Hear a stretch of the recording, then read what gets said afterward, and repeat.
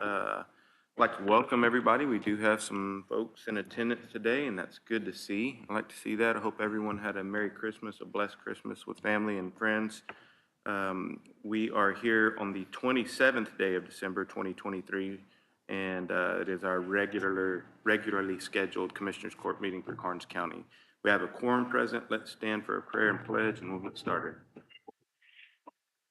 Heavenly Father, we thank you for this day and every day you give us. We thank you for us having our time of remembering of your birth. We ask that you be with this county today as we go about and do your business, and ask that you bring the gift of rain. Please be with all our first responders as they go about and do your work, and also please bring peace to our country. Amen. Pledge allegiance to the flag of the United States of America and to the republic for which it stands, one nation, under God, indivisible, with liberty and justice for all. Okay, item number 5 on our agenda is citizens to be heard. Ms. Sweezy, do we have any citizens signed up to speak this morning? 3. All right, who's first? All right, Mr. Beatrick, come on up. You know the rules, 3 minutes. Good morning, Court. I hope everyone had a Merry Christmas. Was just looking through the agenda and I saw that you are going to discuss and take possible action on the Karnes County Polling Place Program for Permanent Status. As a voter, I just wanted to say that I think it's a great idea. I had many times I'd be working late on a Tuesday night, couldn't get away at lunch, couldn't get out of there until 6:30. So having the ability to have multiple locations to go, just a great idea. As someone who's worked the polls, I think it's still a great idea. It makes it simple. I don't have to turn people away. The system that we have works great. So I fully support the countywide polling place program. While I'm thinking about the elections, I just want to commend the Karnes County Elections Office. You know, we hear about voter fraud, we heard about ballot stuff, we hear about all kinds of negative things in our whole country's news. I've worked the elections, and I don't see how you can even do that in Karnes County. We have good people. The system we have works well, and I have full faith in our elections in Karnes County. Thank y'all. Thank you. All right, who's up next, Ms. Sweezy? Dr. Patton? Good morning. My name is Cook Patton. My wife Kathy and I live in the north end of the county, in the Gillette community, and as well as a number of my family still. I thank you, gentlemen and lady, for the opportunity, and the election administrator for the opportunity to visit with you this morning and express an opinion on the countywide polling place program. And please, I mean, no personal offense. This is just policy. But I want to clearly and without reservation express opposition to the countywide polling place program. This program was approved, I think, unanimously by the court back in May. I was not at that meeting, but James helped me see it on YouTube, and James has visited with me a couple of times about it, and I appreciate your time, James. As a result of that vote, one consequence was Gillette lost the right to serve as a polling place, a community polling place. It's also my understanding, maybe not from that action, but currently there's no polling place in Pan Maria, Helena, Eclato, Fashing. Therefore, all polling places, again, my understanding, are concentrated in the 181 corridor, Kennedy, Karnes City, Falls City, plus Runge, I suppose. All the areas surrounding this corridor, the rural areas of the county, in the last 12 to 15 years have sent a large amount of money to the court to spend in providing services to the county. The rural residents still do not receive or benefit from the same percentage of those services as people that live in this corridor. And I know y'all know that. I just want to voice it. But along with decreased services, we also now have lost the opportunity to have the rural vote. I think that is not progress, and if it's done in the name of fiscal responsibility, I think that also is incorrect. Voters, this is almost I think discrimination, disenfranchisement, and marginalization of the rural voters. I understand early voting coming into town, but everything that has to do with that is still done in town. I do not believe that there was any intentional harm intended by the decision, by your vote, but unintended consequences do often occur because of policymaking. I hope that there's a clear understanding in all of the court of the rules, the regs, and the expense that the county will incur if you abide by everything that will be forced upon the county if this program is made permanent. Now, I'm aware of a couple of arguments against using Gillette as a polling place. One was insufficient poll workers. I take issue with that. I know at least 4 people that would work personally. And thank you very much. I appreciate Thank you, the Dr. Patton. opportunity. Thank you, Cook. Thank you. All right, who signed up next, Ms. Sweezy? Okay. Good morning. Thank you. I'll try to kind of just give you, we just have questions. With everything that Cook has, there's some questions. And if anybody wants a copy of my questions, Ms. Montalvo, Rita, any of y'all, I'm happy to give you a copy of it. Back to the inefficient, not enough people to work. I talked specifically with Dana Shannon last night. She's worked at the Gillette polling place. She's happy to work. She was told she could not work there, so she had to go somewhere else. Another one of the people that have worked there was told, yeah, we need people to work at polling. She lives in Gillette, right next to the post office. She was told, well, you'll have to go to such and such and go vote. When we have a place in Gillette where we would like to vote and these people would like to work there. So not having enough people to work the polls is not a valid argument for it. So questions. Who is on the advisory committee to assist with the selection of the polling places? What are their qualifications? Is there anyone from Gillette or a longtime rural resident from anywhere in the county? What is the methodology used in selecting polling places? How many polling places were discontinued and where were they located? What and where are the current polling places? Was the public hearing on May 5th publicized in the county-wide newspaper? If yes, how many weeks was that information in the paper? 1 week? Was there communication with counties of similar demographics regarding how the program was received? What was the cost of running this election to the county? What will be the cost of fitting and equipping all the approved polling places with all required devices, equipment, IT support, et cetera? Are there state and federal tax dollars other than from Karnes County to help with the cost? Is there still a legal accepted provision for a paper ballot, Ms. Montalvo probably knows this, that is slid into a locked ballot box to be used? I was told by a couple of people that that was an option for them at the place that they went. Maybe that is not true. But there's not that many people in Gillette that we couldn't count 50 or 100 votes. With a computerized voter list and a laptop at a polling place, could each ID be validated just as quickly as with an entire electric system and just as securely?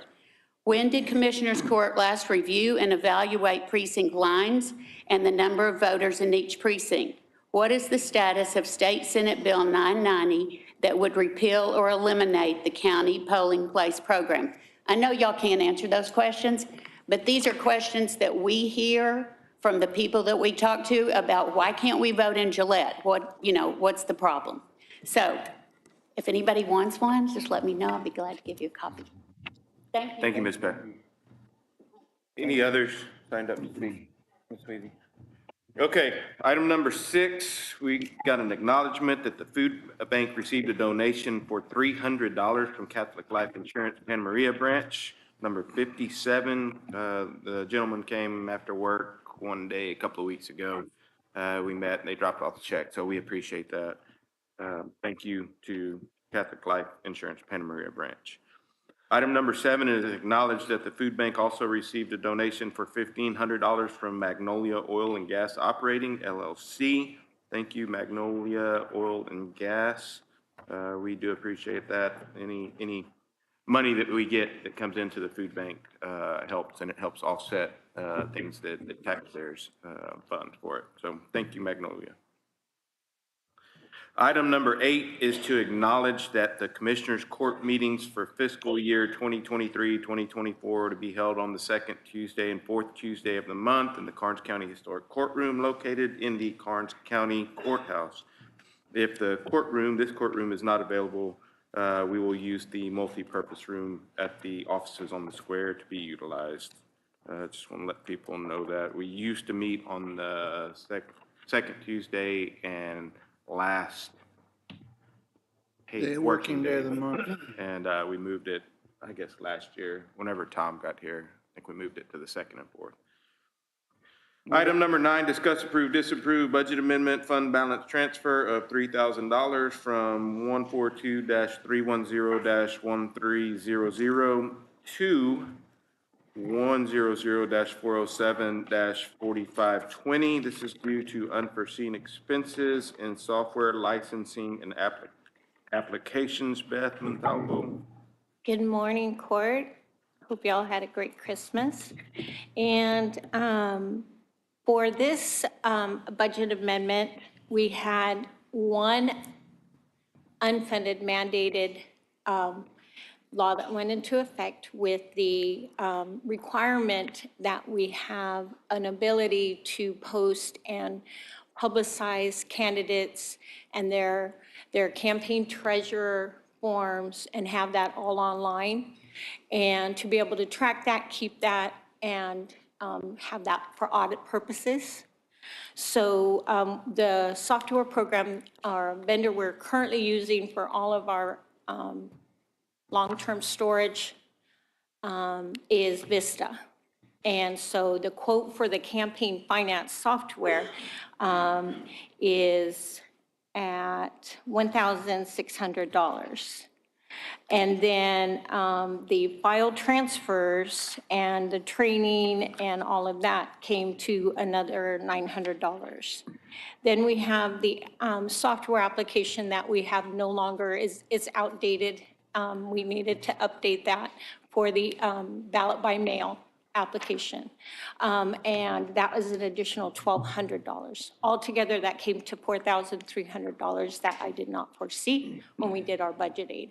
So we still had a little cushion still in it, so that's why it's the $3,000 that out of that $4,300 that I'm asking to be transferred over.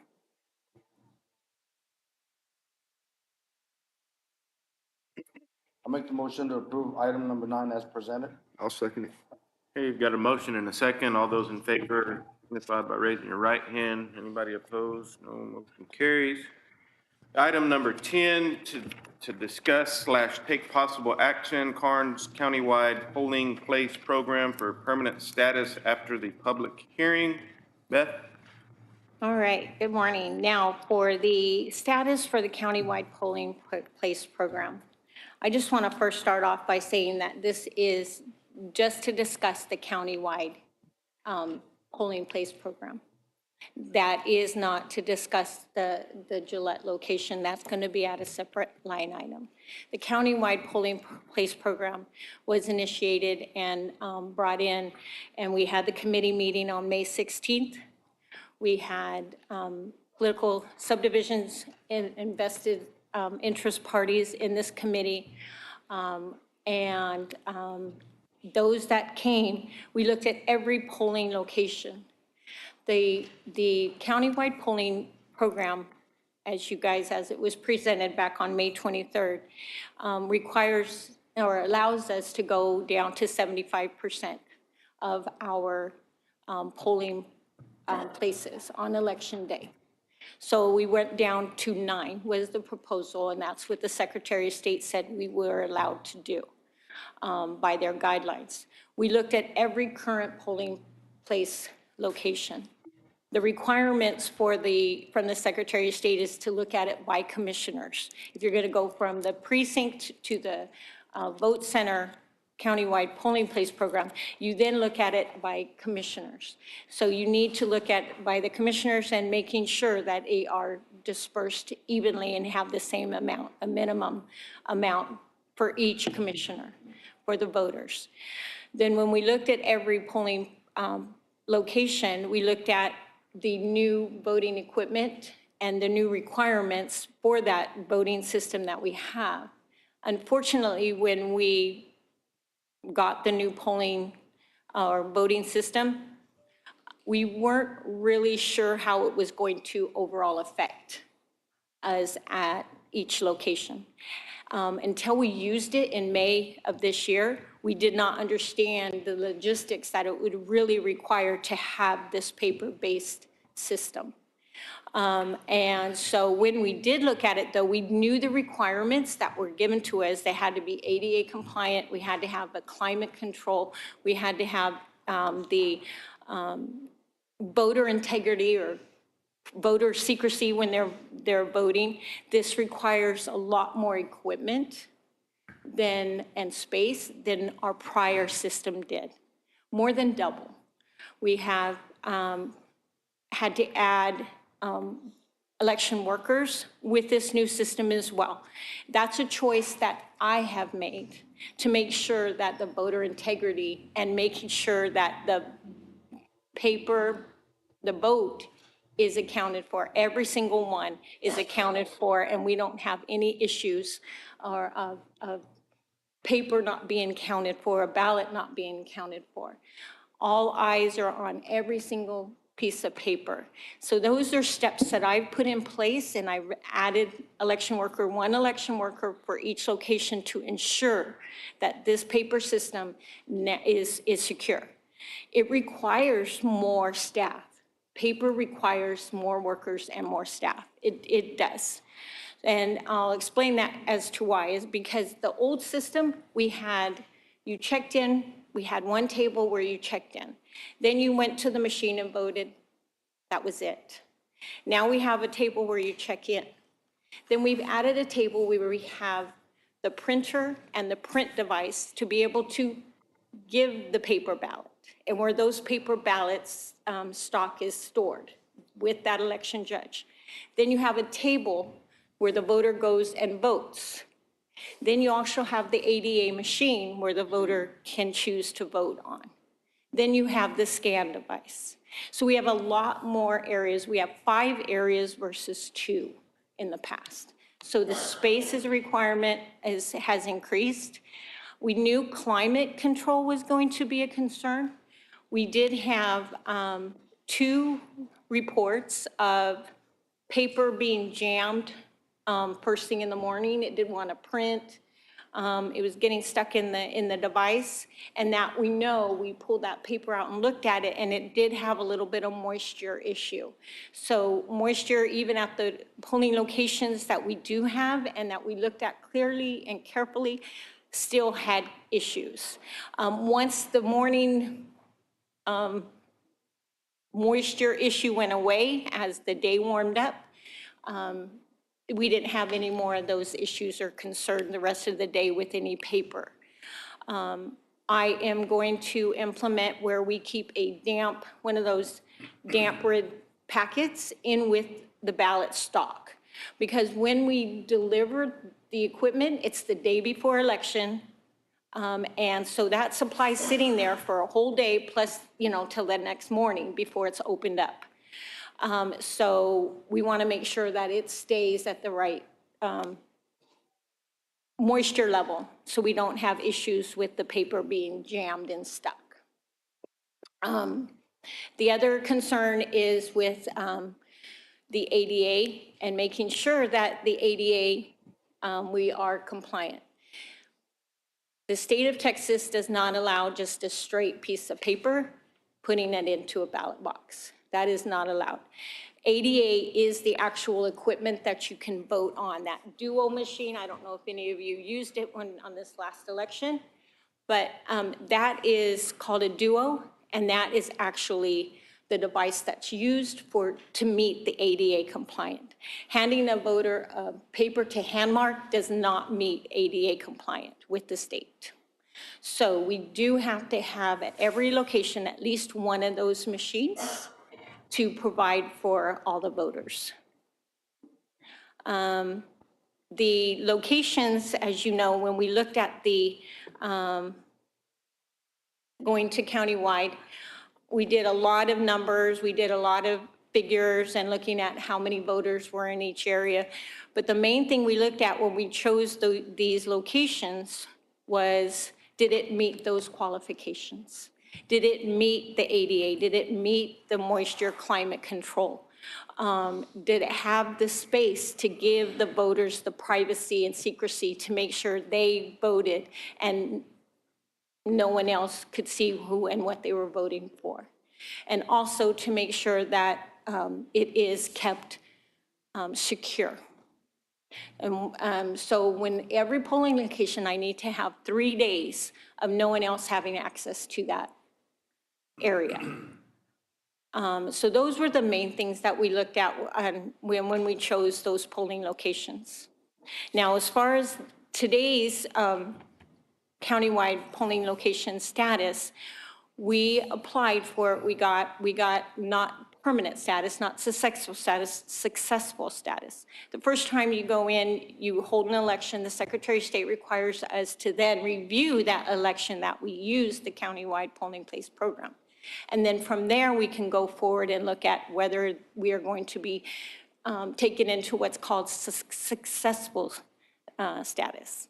So that's what we're here today. I'm presenting to be presented for the court. And then if it's approved, then it would go up to the Secretary of State, just like we did back in May. And then it would be up to the Secretary of State to do the final. As far as, I did print out some graphs and charts as far as data from this last election.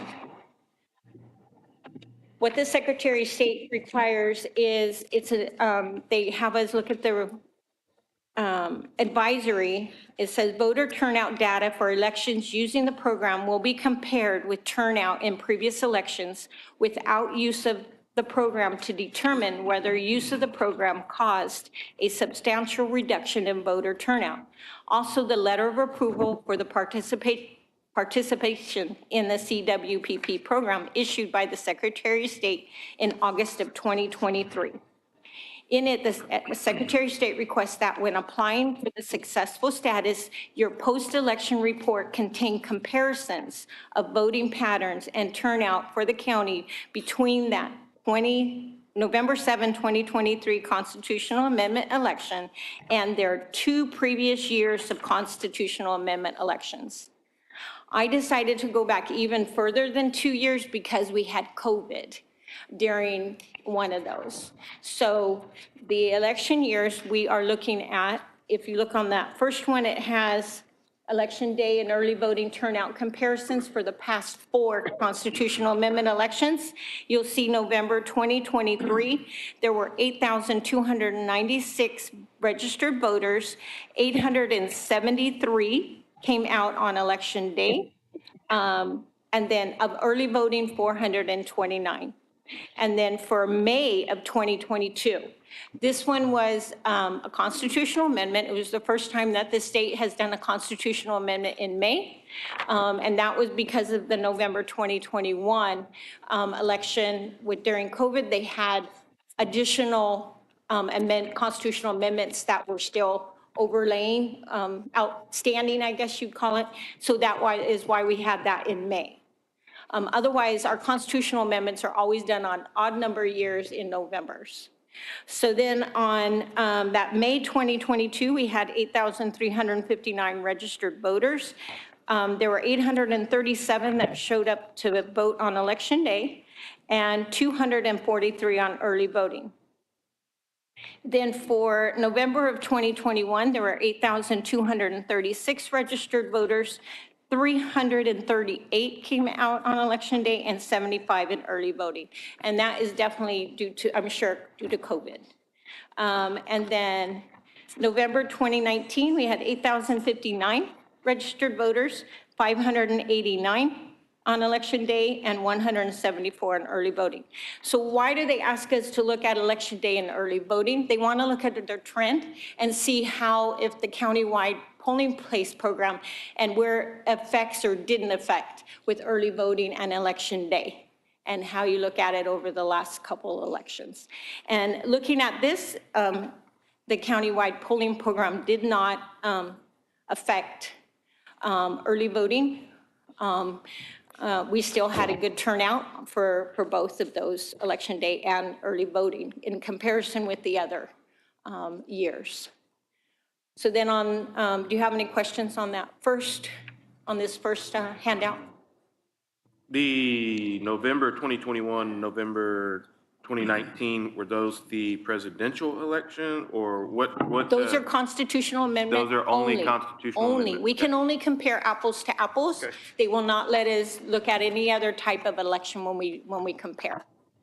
So this is truly a true comparison. And then on the next one, we have percentage of voter turnout, which they call voters away from home. And we did it by commissioner. Remember I tell you that they want to look at it by commissioners.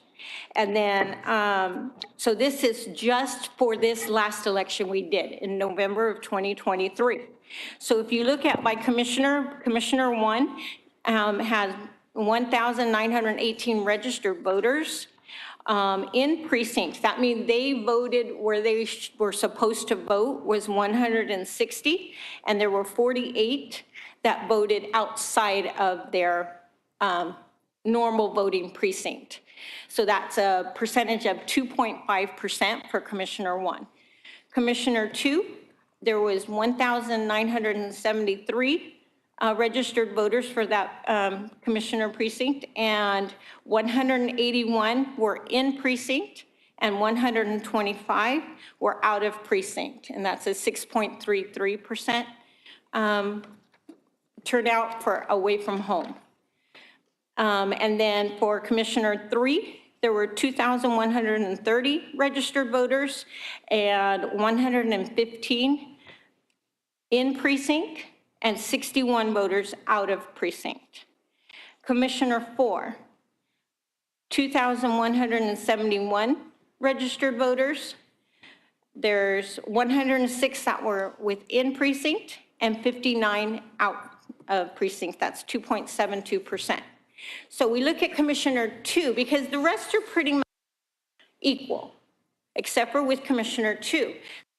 What was with Commissioner 2 that made it so that those amount of voters that were going to other locations? And that's what we will look at, and that's what the Secretary of State will want us to look at and say, because they do not want one commissioner to be favored over another for voters, you know, with the countywide polling place program. They want every voter to be able to have the same advantage for voting as far as within if they wanted to vote outside of their precinct versus inside of their precinct. So if you, I'm going to give you some figures or some data on Commissioner 2 precincts voters. So if you look at, let me see my notes. Precincts 2, 3, 8, 9, 10, and 15. Those are the precincts that we no longer have, like they have to go somewhere else to vote. Out of Commissioner Precinct 2, that's only 10,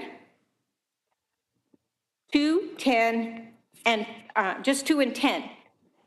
So, because he has 2, 6, 10, 12, and 13 is his voting precincts. So 2 and 10 are the only ones that were to go somewhere else. But 12 and 13 were very high in going outside of their voting precinct for him. For whatever reason, those voters utilized the countywide polling place program more than others that were within the commissioners. So 10 utilized it as well. I think there were 52 voters but they did not have their normal polling place that was open. So those are numbers that you kind of have to look at and see why, why did one go more than the other? And I do have them broken down by precinct and who went elsewhere to other locations by precinct. That's a lot of info to take in. And I understand all that. I don't think that you can base making this change on a constitutional amendment type of election, where the turnout, voter turnout, good or bad, everybody should vote. But I think basing this program off of a constitutional amendment election is not accurate. I don't think it gives you the representation of the true voting public. But if you look, I hear where you're saying on that, but if you look at the voter turnout from the last ones, the last two constitutional amendments blew the others. I mean, we got good voter turnout for this election and the one in May of last year. So as far as comparing with the apples to apples with the percentage of voters, there were more than had been in the past coming out to vote on these constitutional amendments. I must say that we had quite a few voters that came to vote in this last election that really did not know they were voting on the constitutional amendment. And I can say that 100%. They were coming and looking at the ballot and said, can I see what we're voting on this election? And they look at it and they were like, we're voting on this, where's the names? Where's the people I see the signs for? They really thought they were already voting for the primary. The voters don't really understand the voting cycle. When they see a vote here, a vote sign, they're gonna go vote. They don't always 100% know what they're coming to the polling location and voting, unfortunately. We saw a lot of that. We had voters even calling us, are you sure we got the correct ballot? Because I didn't see any names of people to vote for. So I hear you, I understand, I agree with that in one sense, but if you look at just what it is we're looking at, and that's comparing a constitution to a constitution and looking at what voters did, I think there is a good evidence to show what history has done. Okay. Okay, so I think as far as the constitutional amendment as being an election, I mean, we can apply and try and do all this again and off of the primary, but there's so much more work for us at the election office to do this, to do it on a primary and a general. Most counties don't do it through those years because there's so much extra work we already have to do. It's a lot of work to go through this and do this program. So that's why most of them do it off of a constitutional amendment. And then if you look at the percentage of voter from who voted in and out of precinct, I just gave another graph. It looks like this one. And it's just a different way of looking at the numbers. It's the same information as far as data. It's just looking at it different. How many total voters that voted and how many were in their precinct and how many were out of their precinct. And then if you look at the election day voters, earlier I was saying I have it broken down by precinct. So this one is the election day workers away from home by precinct in the November 2023. The total number of voters who voted away from home was 34.27% for the November 2023 constitutional amendment. Now, like I said, precincts 2, 3, 8, 9, 10, and 15 were ones that went to new locations or did not have their normal precinct location. So precinct 2 is Santa Maria, precinct 3 is Gillette, 8 is Helena, 9 is Choate, 10 Hobson, 15 was the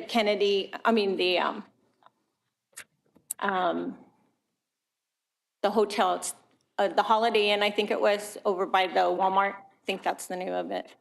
And so 15 was replaced with Otto Kaiser as a polling location. So we had 2, 3, 8, 9, and 10 that didn't have replacement. Those were the 5 that we went down to the 9. Yes. Please repeat those. And it's on this page right here. You see it? 2, 3, 8, 9, 10. So those are the ones. 2, 3, 8, 9, and 10 were the 5 that we did not have the, He's wanting to know the the location that Oh, 2, 2 3. is Santa Maria. 3 is Gillette. 8 is Helena. 9, Choate. 10 is Hobson.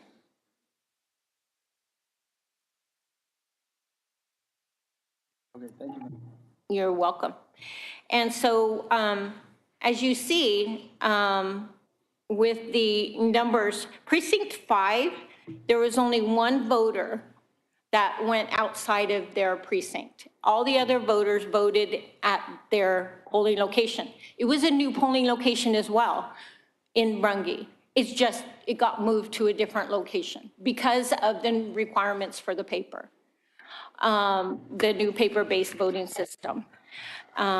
15, like I said, it was just moved to a different location. It was not totally taken away.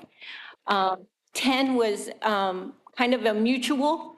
They were going to be going through construction. They couldn't commit for a whole year. They didn't know what was going on, so they opted out as a polling location themselves.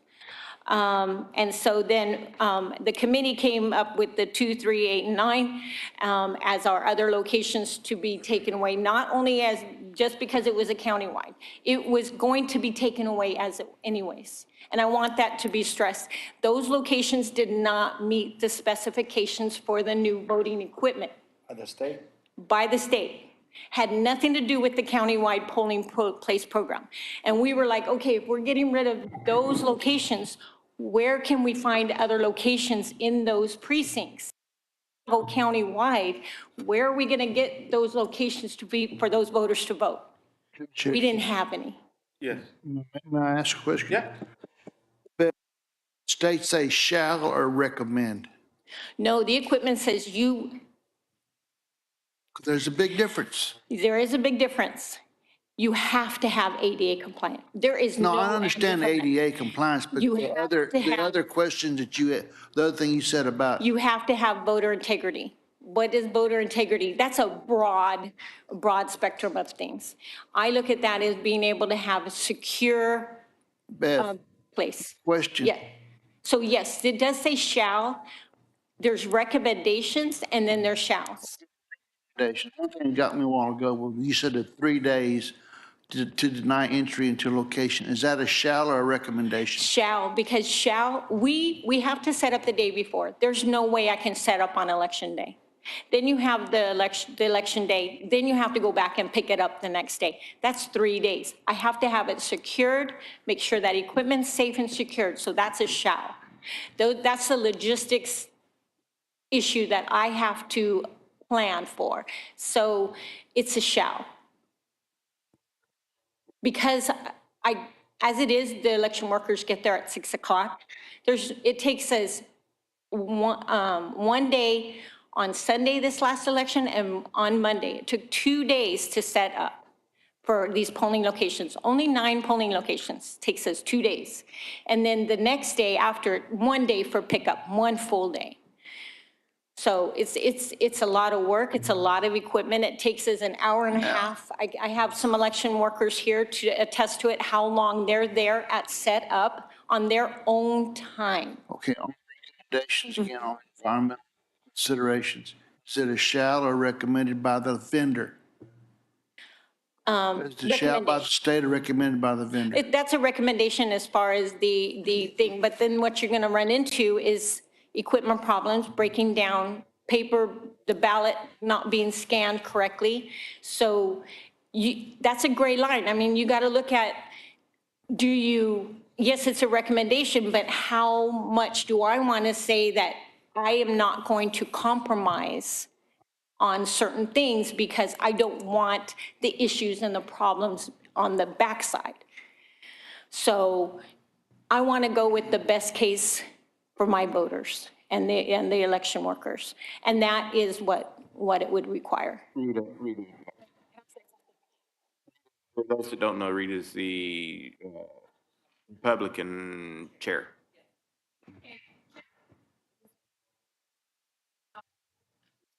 Just to kind of clarify a couple of things, I mean, Beth's giving a lot of statistics and so forth, but, and you correct me if I'm wrong here.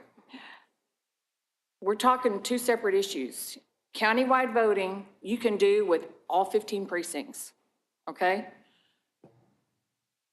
So don't base your countywide voting decision on number of precincts. You can still have all the precincts you want. The advantage that countywide gives you is people can go anywhere to vote, okay? And I think that's critical in our county. I think we need to make that the main consideration. If the court decides that they still want those 14 precincts, we can go back to that. Now, that means you're going to buy a lot more equipment. You're going to have to hire a lot more workers. That's a separate decision, okay? So keep the countywide voting thing separate from that. Does that make sense? Yes. Everybody kind of understand that? Okay, because to me, it's two different issues, okay? And then all the rules and regulations still apply no matter what, no matter if you're countywide or doing precinct voting. Okay? Okay. Yes. That's good. Yes. Okay, I wanted to ask something, and I'm sorry, I might have asked you this before, I'm not sure, on the last time we had the meeting, but on these precincts that were struck out, I know it was, you said it was by the state, do we have something on each one, what the state recommended or what they needed for each one of these? Like, this one wasn't ADA compliance, this one didn't have enough parking, this one didn't have security. Do we have that on each one of these? Yes, so precinct 2, we can go by one. So precinct 2 was ADA, Okay, as, okay. Go ahead. as well as space for voter integrity, and then the climate control. Okay. Okay, Precinct 3 were the same things. same as the other one? Precinct 8 was the same, Okay, and precinct 9 was the same. And then 10 was, they chose to withdraw. that was the church. Yeah. And then 15, we chose because of voter integrity with security. We could not ensure that anybody could just go into where we were storing it. It's at a hotel. Multiple people had keys. I didn't like it having it there. We tried it a couple of times, and when I went there and saw, you know, I was like, I don't like it. I don't like it. And I am happy that we found a new location with the Bonstetter Auto Kaiser. I think that one's going to be a great location. That one Good was- questions. That one was chosen by the committee because of no security? Yes, yes. The integrity of the equipment and the system, yes. So going back to our countywide polling program, so we do have a couple of election workers. We did hear from David Beatrick earlier. I do have one item or one response from a worker that could not be here, and she chose to have something written in. And it's from Sharon Peters. Sharon Peters has worked in multiple county elections, school, countywide. She's worked at several different locations as well. And she says she's not able to make it, but she's prepared a statement and to Karnes County Commissioners. I, Sharon Peter, is an election worker and worked the elections 2023. I am stating that the countywide polling location is a best practice for our county. At the Falls City voting location, we had about 6 voters that took advantage of the countywide polling location. Now that the word is getting out, I think we would have a much better voting rate with this countywide polling location program than we had in the past. Lots of people work out of town that would benefit from this. As they head out to work, they can stop at the nearest polling location, which did happen in November at the Falls City location. The gentleman knew about the new program and voted. People that work around the county and may not get off until a later time and still have to drive to the polling are cutting it close to getting to their polling location with the old way. In Falls City, a voter that worked in Kennedy, but his voting location is in Falls City, did not know he could have voted in Kennedy instead of rushing to Falls City when the voter gets off work late. He stated to myself that he hadn't heard of this program yet. With the elections workers and signs posted informing the voters in November about the new countywide polling locations, I do think that more voters will take advantage of the new countywide program. Then I have one from Claudia Kraus. She also works many, many years as an election judge, and she works primarily out at the precinct 11, which is at the 72 at the Good Lutheran Church. It says, I am unable to attend the hearing, so here's my note. At the polling location, Lutheran Church in Kennedy, I saw 3 advantages to this CWPP. We only saw a few people from Karnes City compared to the last few elections. I'm guessing that they voted closer to their home. We did not have to turn any voter away to send them to their own precinct. Since our polling place happened to be across the road from a seed company, a family of 3 registered voters were able to vote after they got the seed. They were pleased that this saved them time and mileage versus having to travel to their precinct. Sincerely, Claudia Kraus.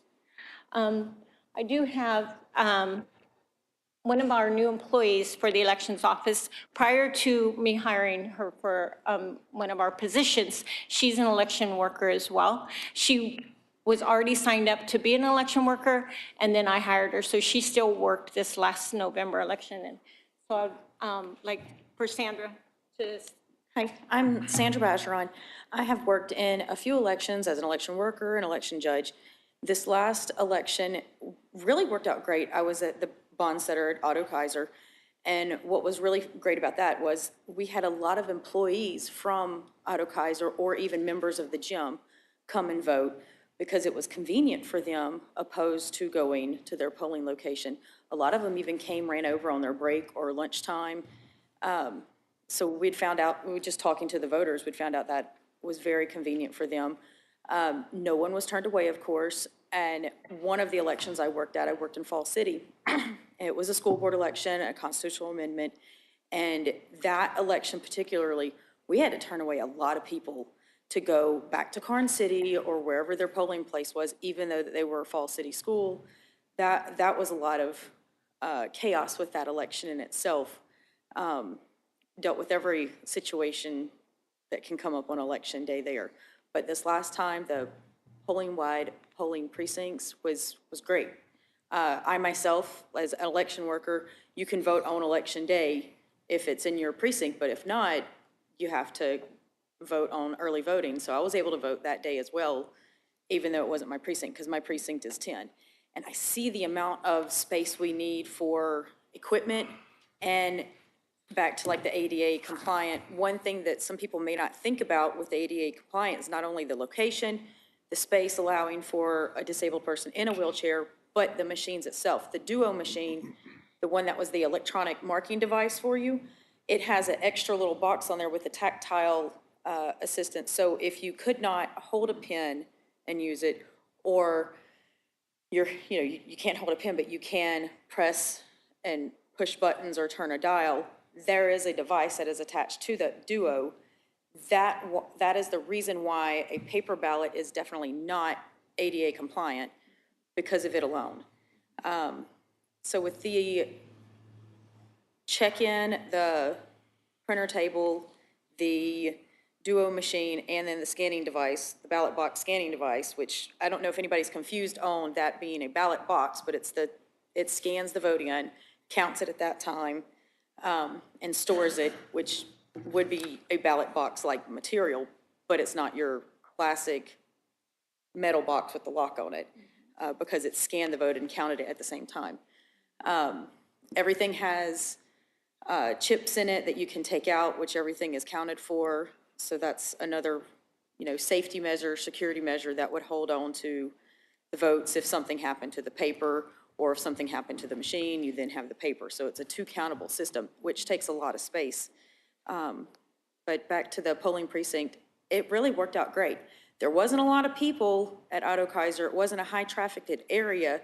I can't explain to us why that was, but I can say there was a lot of people that were really thankful that that location was open.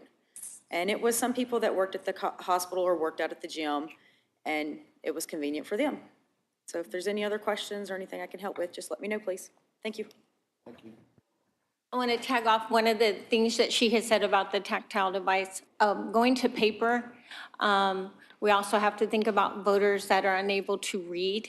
So the ADA or that dual machine, we also have the hearing capability that they have headphones and they can listen. We actually have recorded the ballot. It's actual recorded and they scroll through it and it reads the ballot for them and then they're able to mark it.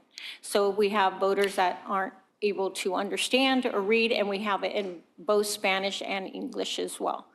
So that also has to fall under the compliant for voters to be able to, all voters to be able to vote. So that's another reason why to have the duo, and not just a straight paper-based system. And then, I don't know if Ruth, if you, nope, okay. And I don't see any of my other workers here, but like I said, for the countywide polling program, what happens would be that you would vote on this if we were to continue with this and submit it for successful. Just keep in mind, if we do not go that route, we would go back to precinct-based, and then we would still need to find polling locations at those other locations, 2, 3, 8, and 9, to be able to meet the compliant for state as well. So that was one of the areas, that's why we also went to the countywide, is that we could not meet the requirements with this new voting equipment. So. Before we take any further action on this, you have an agenda item on number 12, adding an election day polling location in Gillette. And then Yes. Commissioner Lissy has item number 15, establish a voting site in Gillette for upcoming elections. Voting on item number 10 that we're discussing right now, do either one of those have any effect on what we decide on item number 10? No, and I can say that 100% because if we vote on this, when we did the countywide polling location, we went down to those 9, the 75%. After 1 year, we're allowed to go down to 50%. I'm choosing not to ever go down to that. We could go legally down to 7, but that's not going to work for Karnes County, and I don't want to do that. We can add polling locations in the future. That's not a problem. It's just the minimum is where we have to be.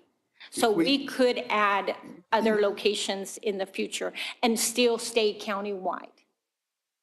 For to approve this countywide polling place, I think you just answered it. We could still add or delete polling places. Just we could not go down to the minimum threshold number. The actual location can change. It's the number of polling locations that we have to keep What I'm at. asking, if we And pass that's the number 9. 10, we could add Gillette. Exactly. That's why I want to keep those two things separate. So the countywide polling is for, It's where you can vote anywhere. People that still live in Yes. Gillette could go Yeah. somewhere else, and people Yeah. could go to Gillette. to vote. yes, yeah. So that, it's a whole different, and that's why I have it as a separate item. I don't want the two confused or put together, muddled together, but yes.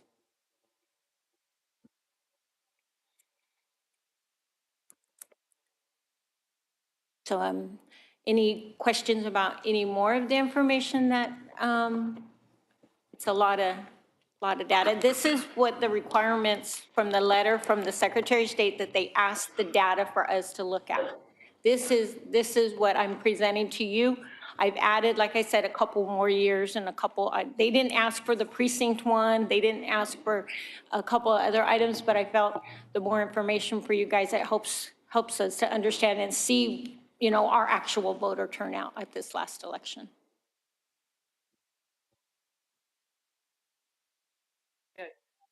Yes, ma'am. Just to be clear, my recommendation is for whatever that counts. And I think probably I speak for Marty as well, the Democrat chair. We're in favor of the countywide voting. Adding precinct locations, we can do whatever y'all want to do with that, but we really like the countywide just because it makes it easier on the voters. Because it's difficult when someone comes in, they want to vote, and you have to tell them they can't, and they don't understand that. And so I really recommend that we adopt the countywide voting, and then we address this precinct issue, adding locations separately. So I put this on the agenda item as a public hearing, so I'm assuming that at this time, I don't know what the rules of the court, that if there were any others that wanted to have comment, if that is allowed at this time, I'm not sure. I just want to make Item sure number that I'm 11, covered. item number 11 is hold a special hearing. Okay. And what- I think if you're going to hold a special hearing, I don't think that you put it in on an item 11. I think you need to advertise that. I don't know if we did or if we didn't, but to allow the public to come in and voice their opinion outside of a commissioner's Oh, court it says meeting. it has to be in Commissioner's Court. Per the letter from the Secretary of State, it says we have to hold this at a public hearing at Commissioner's Court. So that's the only reason why it was done this way. What kind of timeline are we on right here? I mean, I know that we've got March coming up. Is this affecting, will this affect March? This has to go into them by Friday so that we can do our next step. So if I have to go and look at what other polling locations and program that, they have to approve it, then it goes down to our programmers, our vendors. So that's why it's on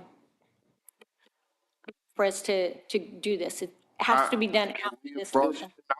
To postpone taking a vote on item number 10 until we have item 11. And Okay. I'm going to Yes, allow, should have been the other way. I don't know. I think it was supposed to be the public hearing and then the discussion after.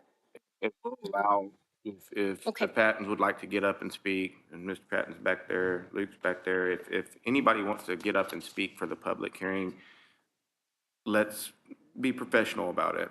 And I know we will, and I know we can be. But I would like to allow folks to speak I agree, before we vote 100%. on something like this. So we're going to postpone item number 10. We're going to move to item number 11, which is a discussion to hold a special hearing to discuss Karnes County proposed permanent status for the Election Day countywide polling place program. Beth, do I need to say any more about that? So Everything that we just talked about everything on I item. just said, I am in full 100% on board. As far as the status of the Senate bill, it was not passed. I'm sure at the next thing, it might come up, don't know. But I see this continuing. One other thing on this is that with the countywide, it really does help the voter. We want to look at what makes access for the voters. That's our main goal. And that's, I think we'll solve this with the countywide, with the situation we're in with our polling locations in the county. It's now open If for there, anybody yes, else. if there's anybody that would like to make public comments about this, now would be your opportunity to do that. Yes, Doc. I appreciate all of the work that goes into the plan. I know it's a lot of work, I see that. I appreciate the opportunity. I don't think that it was right to put, this is the first I've heard about this being public meeting or hearing on this, I don't think that that was done properly. And a question is it a state mandate? Does Texas, the state of Texas force every polling place in every county to be equipped with with no regard to how you're voting? Every county must do this. Yeah, currently there are about 95 of the state counties approved for this. Why not more counties? And again, I appreciate all the information, but I go back to and I can understand countywide approving, countywide voting makes sense. But I don't approve and I don't agree with everything else being forced. It's more, I can't even imagine what the expense to the county is going to be. And so I just think there are bound to be some questions, some ways, some things that can be discussed and found approved to maybe make this a smoother transition. I agree. And I'm not a number or a point on the graph or data. I'm a person, as are all the people in in Karnes County that I feel have been underserved. Thank you. Thank you. Judge, I too appreciate everything. I don't want your job. I think you do a great job and you're very conscientious about everything. I appreciate that. And I want everybody to have easier access to vote too. I get that. What I'm curious about is, and I'm sorry, but Cook talked to that side of the room, so I'm going to talk to this side. I'm curious about, we talk about, it's like, here's our county, and here's where the voting is. And like we said from the beginning, all these rural areas, and you can come in and you can go anywhere you want. But when you talk these numbers about this many voters and this many from this precinct voted, what does that say about James's precinct? I don't even know how big your precinct is.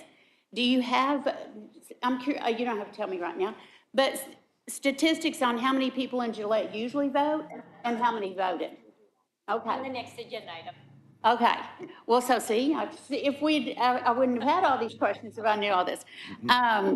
So then one more thing takes me back to how I want precinct 2 to have a safe building for the constable. I don't want anybody to be in an unsafe building, but we talked about the architects getting one plan for the counties for the precincts that need something. And if we aren't going to be approved in Gillette, because it's not in code, we need a building. So let's think about what we all need for all these things before we decide on who gets to go first. Any others that would like to speak on the?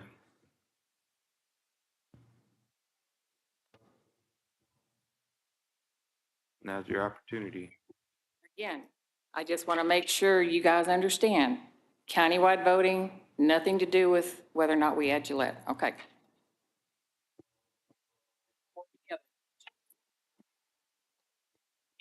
One thing I did not comment on was expense with locations. With having all of those locations, you're going to now add those additional locations. That's going to be, each machine of the Duo was $4,495. That was when we got the quote last year, and that's what we paid last year. So they may have gone up. We have election workers, and I calculated that out. That would be about $1,000 for each location for just election day. And so you have also the MiFi, the hotspot. And so you're looking at $6,000 to $7,000 per location. That would be an increase in expense also for the county and election workers. So we had just the exact amount of election workers we needed for this November election. I was scrambling, calling to fill these locations. I would love to add more workers We need more workers. I have to have a cushion. If somebody calls in sick, things happen, they're not able to work every single election. And so we do need a little bit of a cushion for my election workers.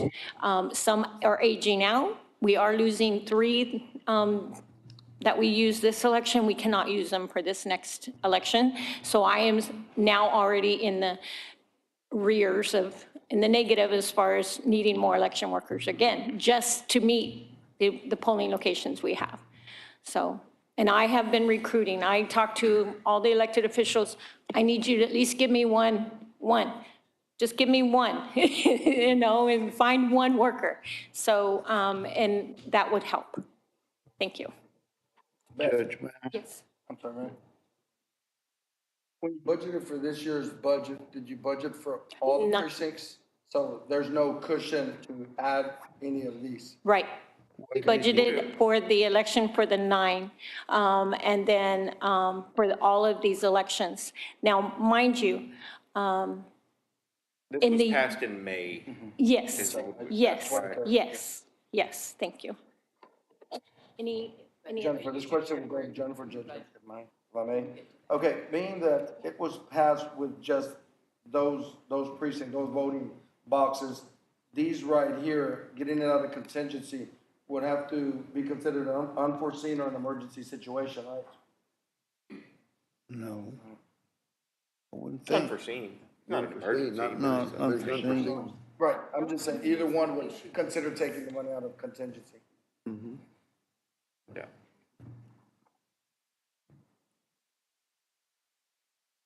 Now I've got a question. We're voting on item number 10. When we get to item number 12, we're not gonna do anything with item 11, right? We get to item number 12, we still can vote today to add Gillette to polling place. Correct.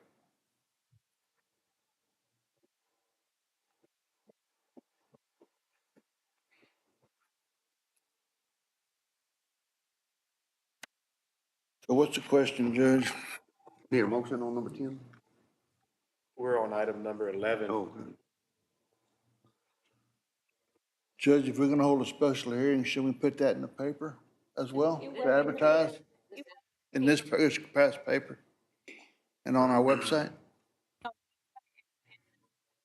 Posted as far as Commissioners Court, the requirements were for the Commissioners Court's posting, and then I didn't have, I put it in the paper. It's not, that's not the requirement. Today. Yes. Okay.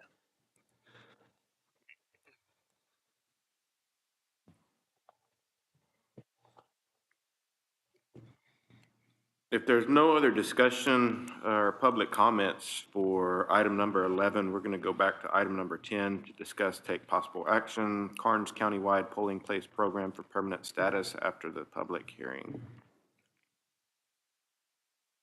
Make a motion to approve item number 10 as presented. I'll second it. Okay, all those in favor signify by raising your right hand. Anybody opposed? Motion carries. Item number 12, discuss/take possible action, adding an election day polling location in Gillette. Beth and Rita. All right, so I also have given you a little Gillette polling location item in your packet.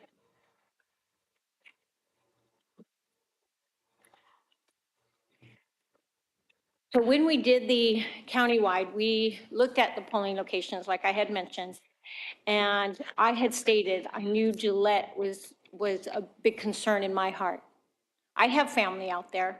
We had our business, my father-in-law had the business out there and sold it, and they have to come in, my family has to come in and vote as well. In 8, same thing with 8, live out here, I had to do that as well. All of these polling locations are affecting multiple voters. So one thing, when I took this position, I got advice from somebody in this county that was really good advice. And she said, if you do for one, you need to do for all. So if we do it for Gillette, we're gonna have to look at what are we gonna do for Choate? What are we gonna have to do for Santa Maria? What are we gonna do for Helen? I'm not gonna put that as what's going to make my decision. I think we need to look at each area individually. But just keep in mind, I want to look at voter integrity, and if I do for one, I do for all. I Where- want to be consistent. Where does the panhandle of Karnes County, where do they get to go vote in the currently? For What Gillette? is their closest location? For them? Gillette. Yes. So they can go to Sestahova, they can go to Runge, or they can come in here to town. Thank you. And we had voters that turned out at all of those locations. We had voters from Gillette go to, which I was surprised, some of the locations they went to Good Shepherd. They went pretty much everywhere. They didn't go to Falls City, but they were in pretty much all of the polling locations and voted this last election from Gillette on election day. Sestahova would have been the closest. That I need to vote at Coy City or Lentz or the Catholic Church in Karnes City or the church in Gillette. That's your responsibility. I understand making it easier, but easier isn't always better. So look at, on this, I put up some figures on item number 2, number of voters in the past elections. So we have election day, early voting, and even absentee. I ran some figures, and there's 71 registered voters for precinct 3 that are over age 65, that are eligible to vote by mail if they want to. If you look at the absentee mail voters in all these past elections, November 0, May 0, November 2022, 9, March 2022, 10, November 2021, 10, November 2020, 15, March 2020, 7, November 2018, 7, November 2016, 7. So even the mail voters aren't utilizing being able to vote by mail. That goes back to what I said in my initial comment was taking data from a constitutional amendment election. I'm not saying it doesn't matter. I'm saying it's different than what it would be if you did it for a primary or a general election. So if you look at all the voters here from the early voting and election day, I've gone through every election. There are currently 162 registered voters for precinct 3 as of today. So for election day for the November 2023, those are voters who went to other polling locations because of the countywide. There were 23. If you look at election day from May of 2023, 0. And that was a school election as well. It was a combined election. So those voters did not come out to vote for the school or for the constitutional amendment. November 2022, on election day, there were 64. On March of 2022, there were 41 on election day. November of 2021, there was 8. November of 2020, 44. March of 2020, 41. November 2018, 50. November 2016, there were 63. So if you look at the percentages of election day for the voter turnout for all of those elections, and if you look at those big elections as well, you're looking at the 2022 election, which I was surprised it wasn't the 2020. And then if you look back, and then it's the 2016. Those were the big 2 election day turnouts. For early voting, it was the 2020 and the 2022 election for early votings. So we do have early voting, and now state mandated extended early voting hours now.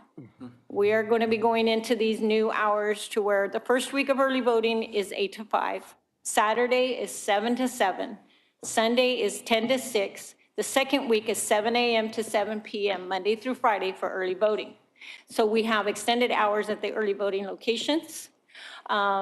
We could look at having what's called a satellite branch location, if I choose to have to where I can have it out for during early voting.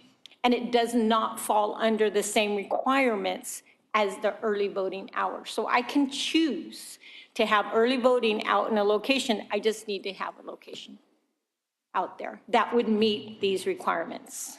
And it would, again, we could pick like 3 days, 4 days, and publicize that they're only going to be voting in a certain area. I believe Wilson County does something like that. They're not countywide, but they do what's called a branch satellite early voting locations, where it's not the entire voting period, early voting, but it's just a few days here, a few days there, so it does help. And we can look at that. And you're able to do that, you can utilize what you're gonna use on election day. Exactly. And that's, with this system, I don't, since there's no votes recorded on that system, it's just a device that you put the paper in and you mark your ballot. I can reuse that equipment from early voting to election day. So that's not an issue. I can use my current equipment and then what I already have in stock. And And that satellite branch, is that something that you do the decision on, or is that something that has to come back to the court to? we would have to come back to the court.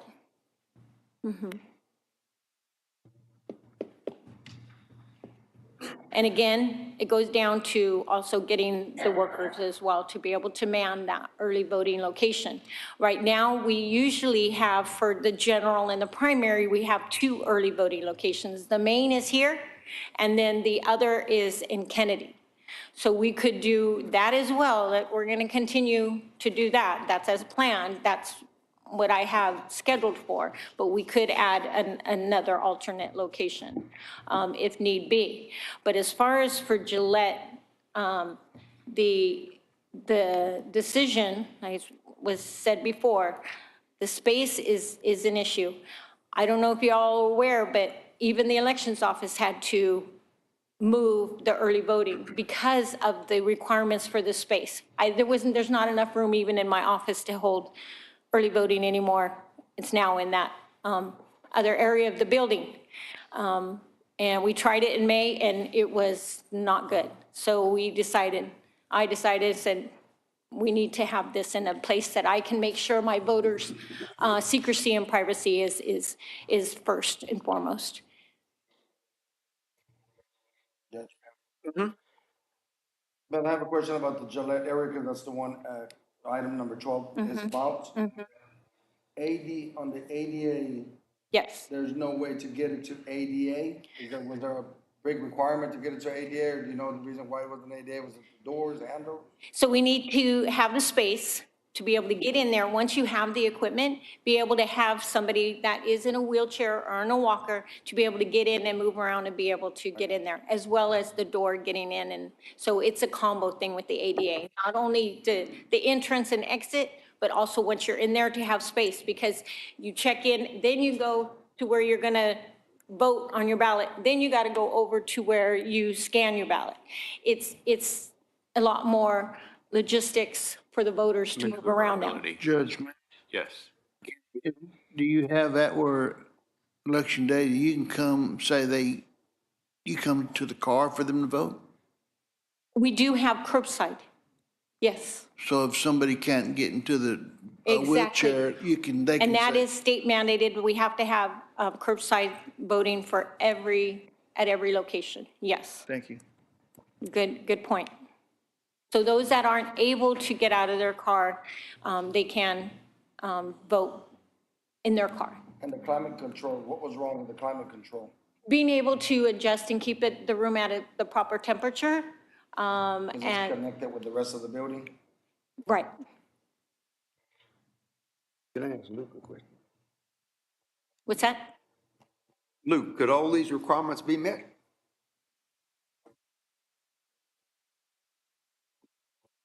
Okay. Do it now?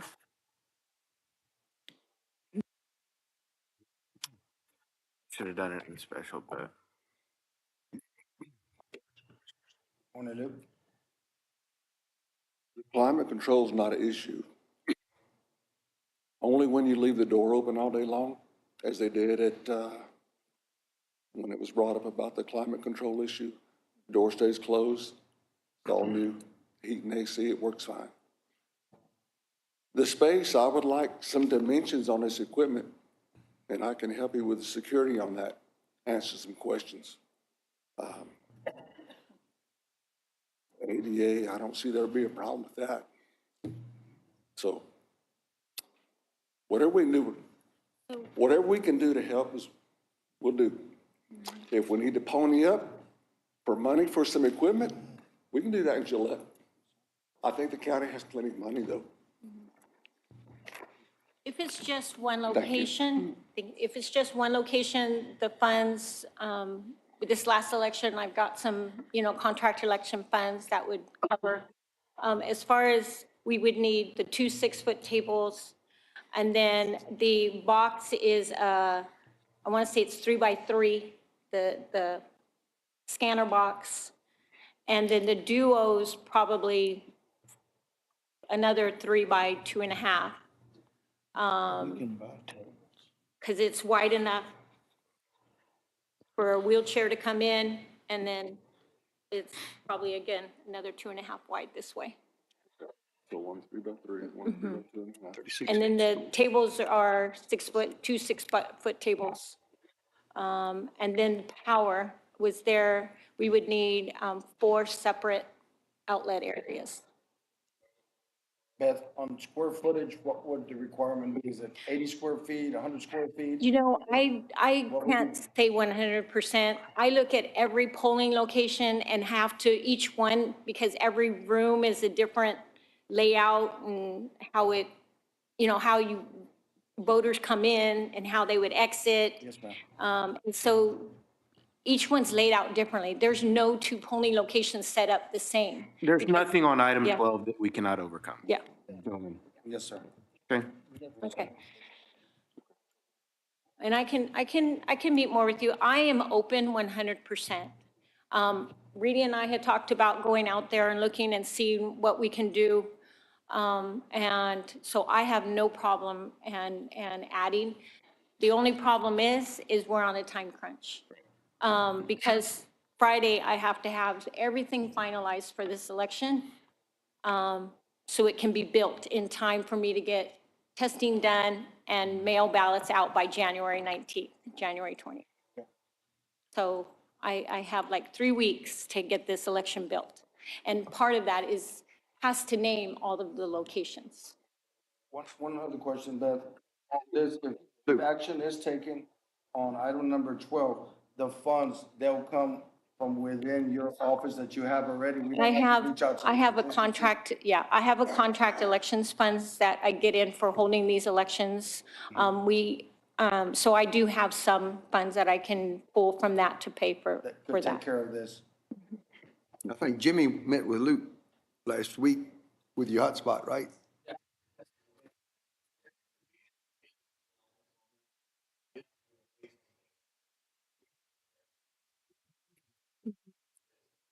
I'm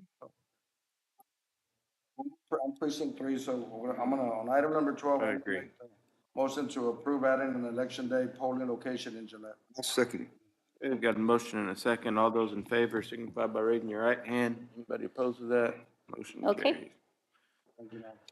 Item number 13, acknowledge that we got a donation in the amount of $200 made to the Karnes County EMS by William and Vivian Powell in memory of Pat Juke. Funds are being used at the discretion of the EMS chief. Casey? Good morning, Court. Just out of procedure, Mrs. Pyle had brought by a check a couple weeks ago to the station in the amount of $200 made in memory of Pat Juke's passing. Just, again, procedural thing, acknowledging that donation into our department under the donation fund.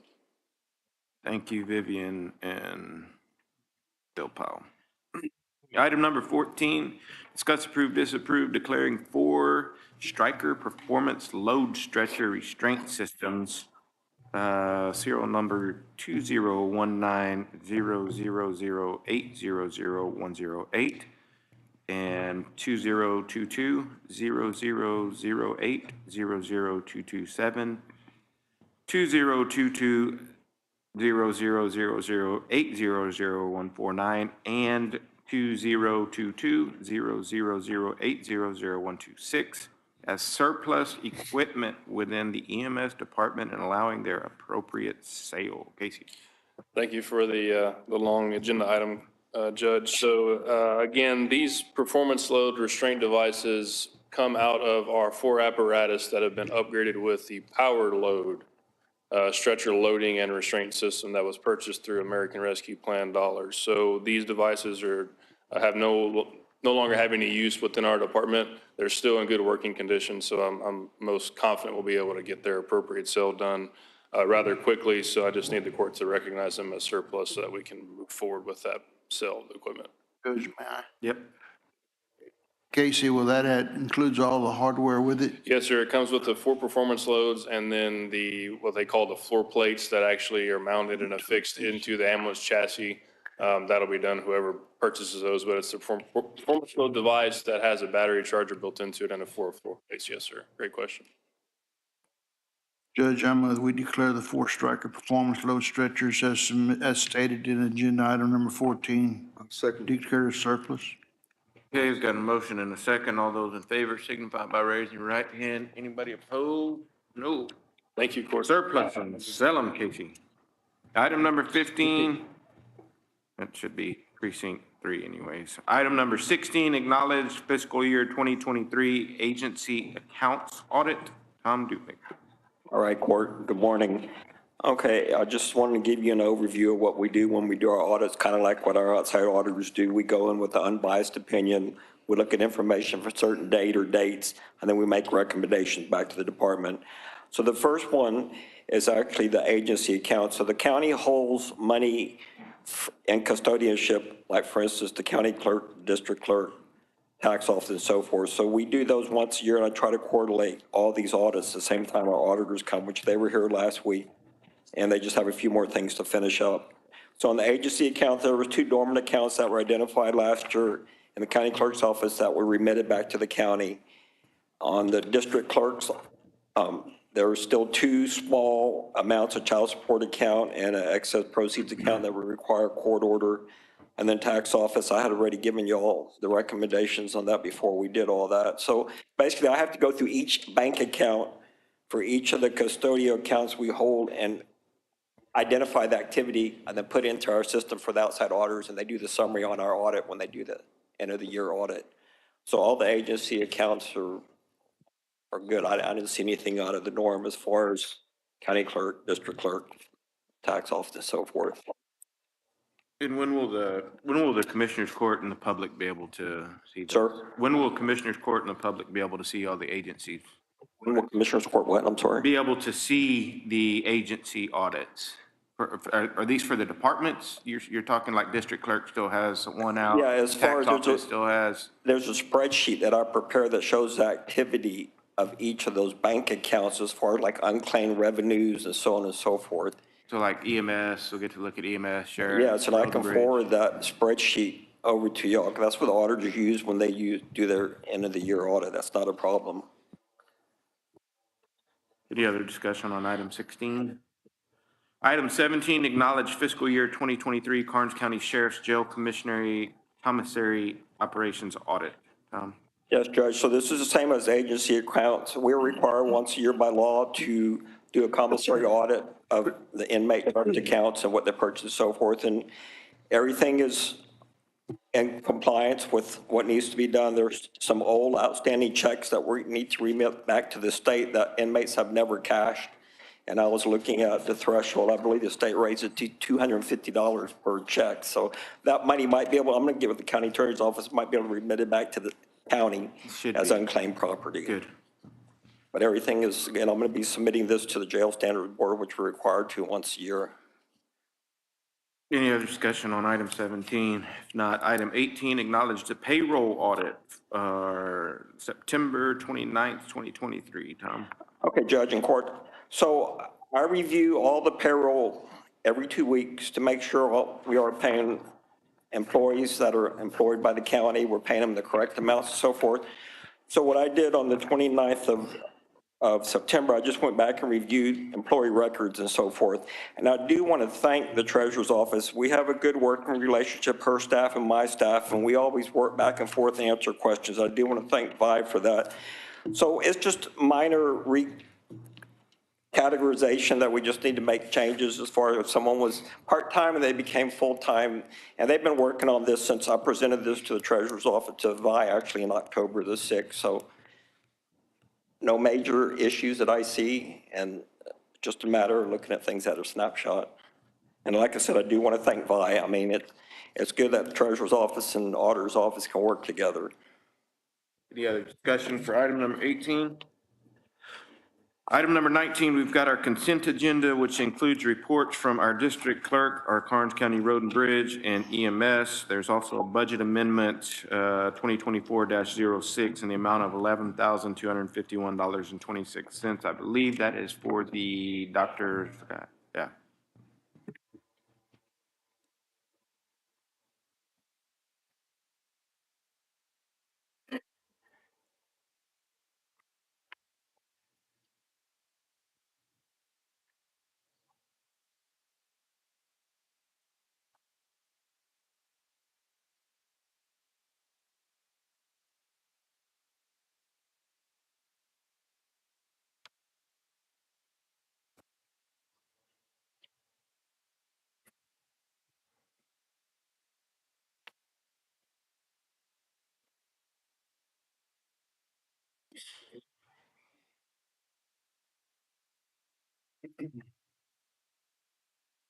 Make the motion to approve the consent agenda. A, the reports from district clerk, EMS, KCRB.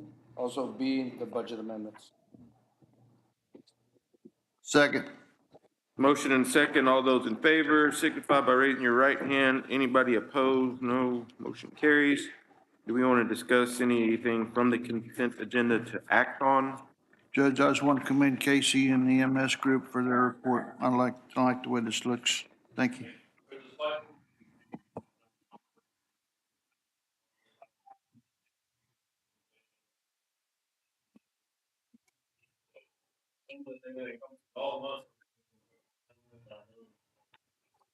Very good. I agree. Item number 21, have our updates from our commissioners, starting precinct 1. Precinct 1, mainly, I did some working with Road and Bridge on a few little projects we've been trying to get finalized.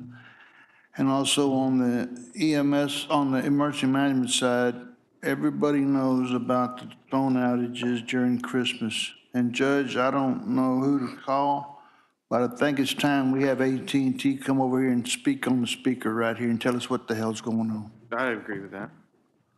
I mean, it's ridiculous. It's like every holiday or something, and it's always being cut in San Antonio. So I've heard that it's a tower, I heard it's a cable, but I think it's time they come over here and tell us what are they gonna do to stop this from happening to us. I met with another company and I gave some information to Jimmy to potentially get away from AT&T as far as we can. And FirstNet didn't come on. T-Mobile didn't come on. So I don't know what these special programs they have out there are for, but they did not work. Also, Judge, there'll be, I'll be coming around again in January, probably starting the first week in January, Judge. We got to do the TD 147s again. I'll bring a computer by, and you'll have to sign on the computer unless you decide to get somebody else. Other than that, I have nothing else. Okay, Commissioner Precinct 2. Well, I've been working with our TxDOT area engineer, and we got some good news from him. He has gotten improvements on drainage and redoing the state highways, 887 and 791. He got them moved up a year. It was going to be a year, but he got it moved up, and that was good news. And we had a meeting with some residents at a Falls City about some developing some property on State Highway 887, and we had it at the Road and Bridge office, and the county engineer was there, and our special projects man was there, and they got everything worked out with that. And a lot of conversations with the Loop about the polling place in Gillette, and And our IT director, he went out there, like I said a while ago, and he checked the internet. And talked to my daughter last night. She said she'd volunteered to work in Gillette, so election day. Got a lot of road signs tore up. Road and bridge engineer and I talked about it this morning. It's not just in my precinct, it's in all my precincts. And I don't, even the highway signs, I don't know what's going on. I don't know, but it's quite a problem. That's it. Okay, Commissioner Precinct 3. I worked along with Road and Bridge on some, checking on some county projects, also had several phone conferences with the Road and Bridge engineer regarding County Road 298 in Helena. I met with some constituents out there in Helena. I explained to them the road's a little bit offset there, not too bad, but they wanted some pipes put in there, and I'm working right now with the engineer on that. So we hope to have that solved here in the near future. Also worked with some constituents from Gillette on the voting that we discussed today about the voting places. And much, much more, but I'd be here all day if I tried to everything we did. But thank you. Okay, Commissioner Precinct 4.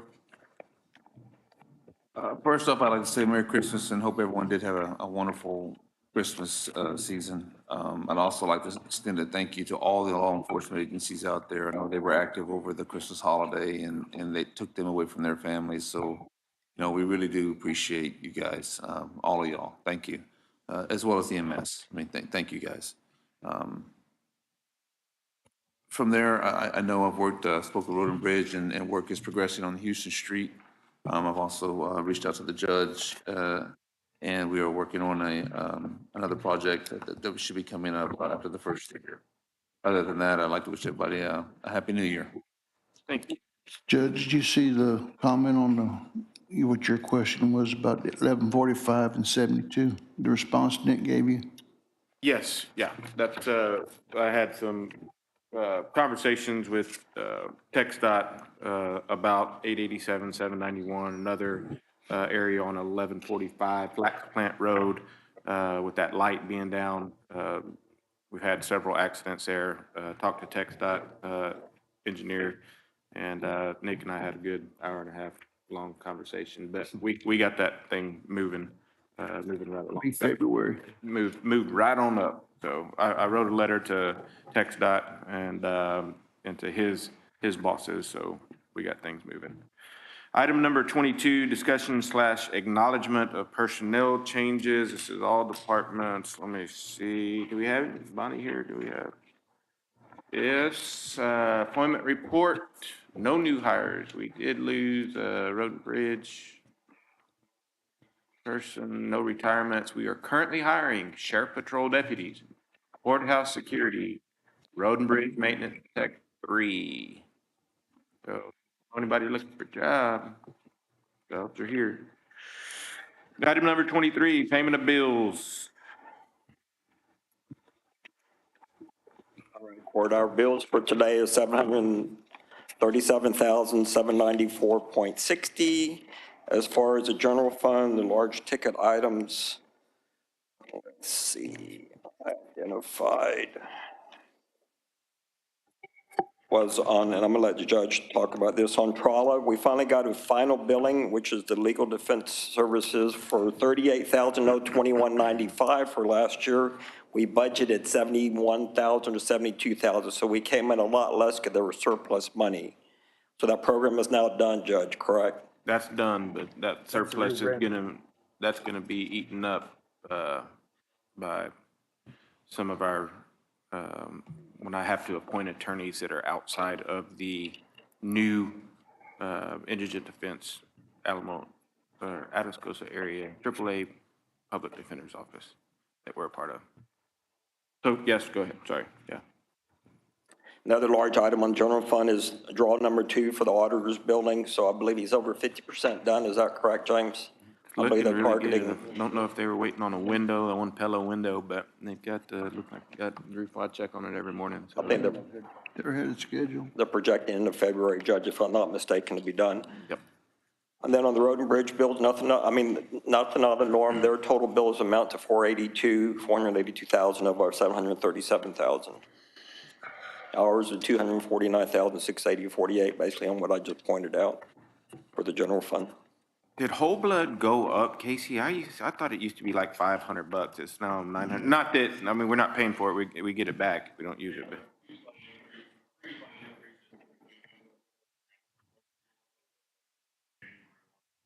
$900 now. Okay. Okay, all right. Okay, all right. I thought that looked high, but.